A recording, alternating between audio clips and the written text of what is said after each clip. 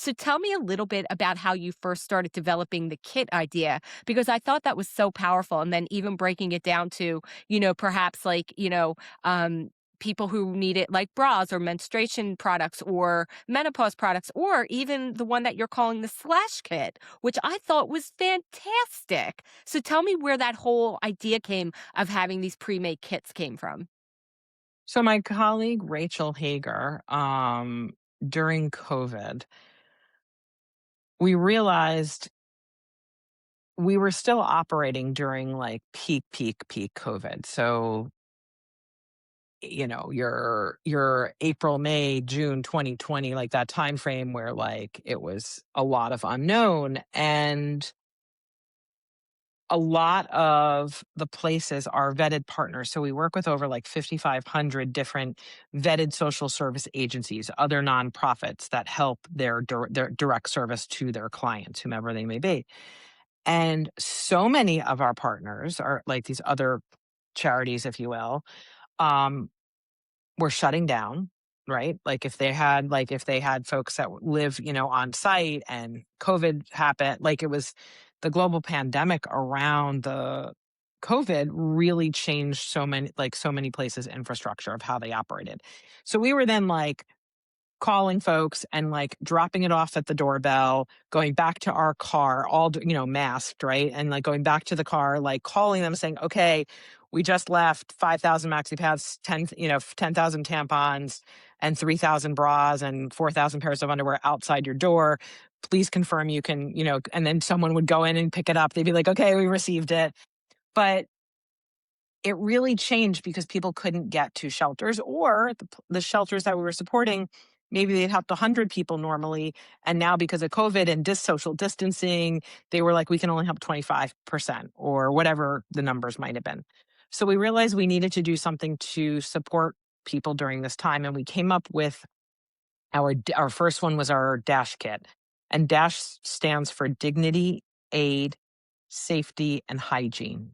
DASH, our DASH kit. And it was geared for primarily women who were escaping domestic violence. And the number one place that was most scariest for women, especially during COVID, was in their own home because of the spike of domestic violence. So we wanted to be able to support women in need. Again, same basic essentials. And while we highlight and focus primarily on our website and social media platforms about donating bras and underwear and menstrual hygiene products, we also donate brand new makeup and nail polish and perfume, pajamas and clothing. There's a whole other list depending on what companies provide to us. It's not an everyday.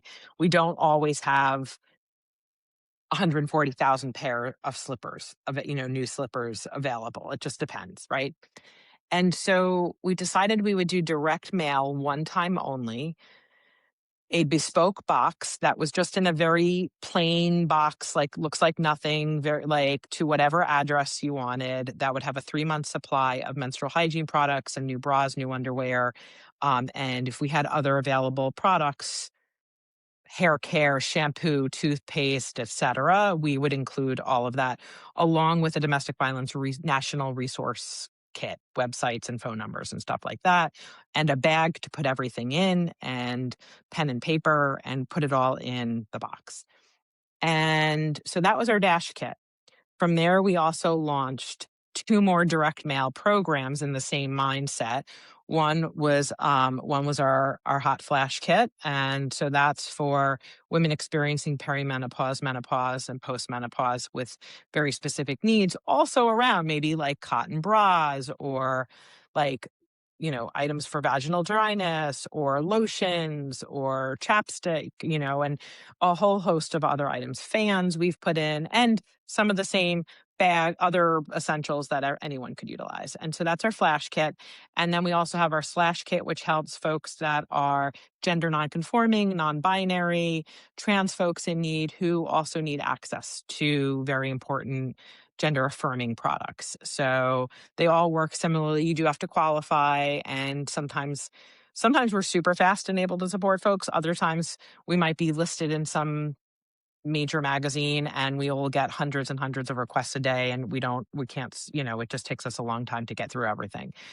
We are not a huge team, so it does take time. It just depends on what that spike looks like for demand. But that's our Ash Kit program. So now they all fall under that specific program called Ash Kits, Aid Safety Hygiene.